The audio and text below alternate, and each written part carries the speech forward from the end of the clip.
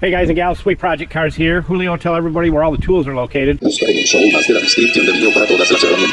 you, Julio, Cesar, Chavez, Rodriguez, Jorge, Johnson, Thompson. Okay, so here's the deal. I was going to plop in to a few other videos what we came up with on which wax was the best for old paint.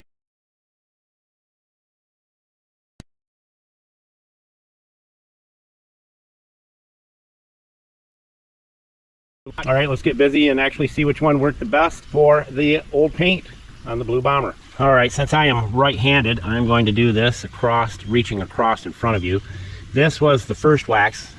Haven't done nothing with either one of them. Been what, 2 weeks?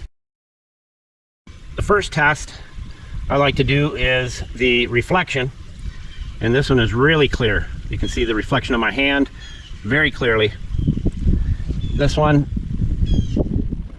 pretty clear, a little bit hazier. Second test is going to be water, and we'll see which one's beating up more. We'll give each one 3 squirts. And you can see that stuff just running right off.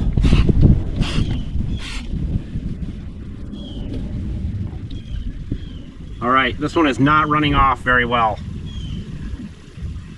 Just sitting there. This one is all beaded up and streamed right off there.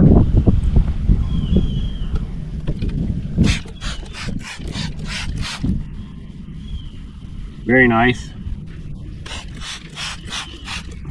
Just puddles. That's not what you want. You want to see the beads like that right there. So we're going to say the first wax that we did, which is in the tools list, in order of how we used it. This wax is the one to use on old paint. It's cheap, it doesn't take very much, you use very little of it, and I'll put the link into the original video so in case you didn't see it, you can watch it. But this one here, not impressed. Folks, as we always say, don't be a schmuckle, and Sweet Project Cars out.